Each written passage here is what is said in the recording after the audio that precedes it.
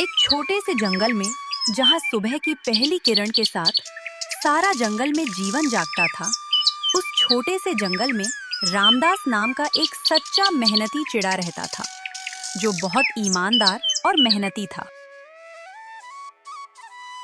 रामदास चिड़ा का घर छोटा था, लेकिन दिल बहुत बड़ा। रामदास चिड़ा की पत्नी सावित्री चिड़िया घर संभालती और बेटी राधिका को पढ़ाई के लिए कोई अच्छे स्कूल भेजने का सपना देखती थी, ताकि उसकी बेटी अच्छे से पढ़ लिख सके। लेकिन वे लोग बहुत गरीब थे। उसी जंगल में एक शेर रहता था, जो अमीर, लालची और चालाक था, जिसका नाम मकर सिंह था, और उसका अहंकार उससे भी ऊंचा था। उसका एक वफादार नौकर था, जिसका नाम भोलू सियार था। वह बहुत चापलूस था। शेर मकर सिंह की ढेर सारी जमीन जंगल में थी। शेर मकर सिंह अपनी जमीन को खेती करने के लिए किसानों को देता था और एक शर्त भी रखता था। तभी शेर मकर सिंह बोलता है, देख इन गरीब किसानों को, दिन रात खेत जोतते हैं, पसीना बहाते हैं और 2 वक्त की रोटी के लिए तरसते हैं, और मैं बस इन्हें आदेश देता हूं और फसल मेरे गोदाम में चली आती है। ये सब मेरे दिमाग का कमाल है। फिर भोलू सियार बोलता है, बिल्कुल सही कहा मालिक। आप जैसे होशियार और महान राजा को कोई ठग नहीं सकता। आप तो इनके राजा हैं। मालिक, आपके बिना इस जंगल में एक पत्ता भी नहीं हिलता। हाँ, इनकी औकात ही क्या है। मैं इनको शर्तों में जकड़ लेता हूं। मेहनत ये करते हैं, फसल मैं ले जाता हूं। शेर मकर सिंह अपना वफादार नौकर भोलू सियार के साथ बैठा था। तभी रामदास चिड़ा रोते हुए आया और बोला, मालिक प्रणाम। मैं रामदास चिड़ा हूँ, आपके ही जंगल में रहता हूँ। मेरी पुरानी जमीन बंजर हो गई, परिवार भूखा है। कृपया मुझे आपकी जमीन ठेके पर दे दीजिए।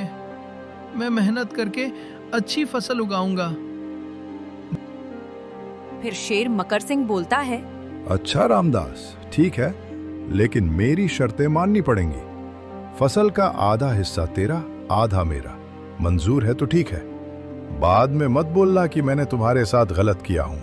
फिर रामदास चिड़ा बोलता है, ठीक है मालिक, जैसा आपको ठीक लगे। रामदास चिड़ा खेत में पहुंचा और भगवान को याद करते हुए बोला, भगवान, बस इस बार अच्छी फसल दे दो। मेरी बेटी के लिए कुछ बच जाए, ताकि मैं उसे किसी अच्छे स्कूल में पढ़ा सकूं। रामदास चिड़ा दिन रात मेहनत करता और सावित्री चिड़ी उसके लिए खाना लाती। सावित्री चिड़ी बोलती है, रामदास जी, बहुत थक गए होंगे आप। थोड़ा आराम कर लीजिए और खाना लाई हूँ, खा लीजिए। नहीं सावित्री, बस थोड़ा और। फसल अच्छी हुई तो राधिका को किसी अच्छे स्कूल में भेजने के पैसे भी जमा हो जाएंगे। कुछ महीने बाद गेहूं लहलहा उठा। गेहूं की सुनहरी बालियां हवा में लहरा रही थी। फिर रामदास चिड़ा बोलता है, वाह, इतनी अच्छी फसल तो पहली बार हुई है। आधी भी मिल गई तो बहुत है। फसल कटाई शुरू हुई। तभी ठाकुर अपने नौकर भोलू सियार के साथ आ पहुंचा और रामदास चिड़ा से बोला, अरे वाह रामदास, फसल तो कमाल की हुई है। यह मेरे उपजाऊ खेत का कमाल है। शर्त याद है ना, आधा मेरा, आधा तेरा। भोलू सियार, जल्दी से अच्छे फसल काट लो और खराब फसल छोड़ देना, इस रामदास चिड़ा के लिए। इसके बाद शेर मकर सिंह ने अच्छे फसल ले लिए और रामदास चिड़ा को खराब फसल दे दिया। फिर रामदास चिड़ा रोते हुए बोलता है, हे भगवान, इतनी मेहनत के बाद भी कुछ नहीं मिला। हम गरीबों की यही किस्मत है। राधिका बेटी, अभी तक तुम्हारे पिताजी नहीं आए, बहुत देर हो गई है। तभी रामदास चिड़ा उड़ते हुए अपने घर पहुंचा। क्या हुआ जी, आप इतने उदास क्यों हो? क्या बताएं सावित्री, हम गरीबों पर हमेशा अत्याचार ही होते आया है। आज शेर मकर सिंह ने मेरे साथ किया, सारी फसल ले गया और खराब फसल छोड़ गया। भगवान सब देख रहा है, आप चिंता मत करिए, सब ठीक हो जाएगा। ऊपर वाला सब ठीक कर देगा। कुछ महीने बाद शेर मकर सिंह जंगल शिकार पर निकला और शिकार करते करते बहुत दूर निकल गया। जिस जंगल में शेर मकर सिंह शिकार कर रहा था, उसी जंगल में शिकारियों ने जाल बिछाकर रखा था। शेर मकर सिंह अपने शिकार में इतना मगन था कि उसे आगे जाल नहीं दिखा और शेर मकर सिंह जाल में फंस गया। फिर शेर मकर सिंह बहुत कोशिश किया जाल से निकलने के लिए, लेकिन नहीं निकल पाया। फिर शेर मकर सिंह मायूस होकर बोला, कोई है इस जंगल में? बचाओ मुझे, कोई इस जाल से निकालो मुझे, कोई है यहाँ पर, बचाओ मुझे। उसी जंगल से रामदास चिड़ा गुजर रहा था भोजन की तलाश में। तभी रामदास चिड़ा शेर मकर सिंह की आवाज सुनकर रुक गया और इधर-उधर देखने लगा। तभी उसकी नजर शेर मकर सिंह पर पड़ा, जो जाल में फंसा हुआ था।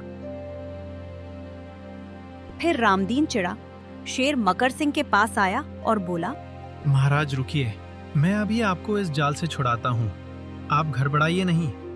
महाराज, मैं कुछ करता हूँ। इतना बोलकर रामदीन चिड़ा अपने चोंच से जाल काटने लगा। फिर रामदीन चिड़ा जाल काटकर दूर फेंक दिया और शेर मकर सिंह को आजाद कर दिया। फिर शेर मकर सिंह बोलता है, रामदीन, तुम्हारा बहुत बहुत धन्यवाद। अगर तुम ना होते तो मैं शिकारियों के हाथ लग जाता। आज तुमने मेरी जान बचाई है और मेरी पिछली गलती के लिए मुझे माफ कर देना। रामदीन, मैंने तुम्हारी सारी फसल ले ली, लेकिन फिर भी तुमने मुझे बचाया।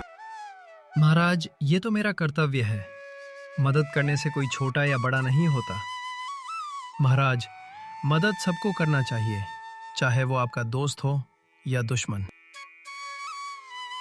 रामदीन चिड़ा, मैं तुम्हारी ईमानदारी और दरिया दिली से खुश हुआ। रामदीन चिड़ा, मैं तुम्हें कुछ देना चाहता हूं। मैंने जो जमीन तुम्हें ठेके पर दिया, वो जमीन आज से तुम्हारी हुई। आपका बहुत बहुत धन्यवाद महाराज, आपने तो मेरी सारी परेशानी दूर कर दी। इतना कहने के बाद वे दोनों अपने अपने घर चले गए और खुशी खुशी रहने लगे।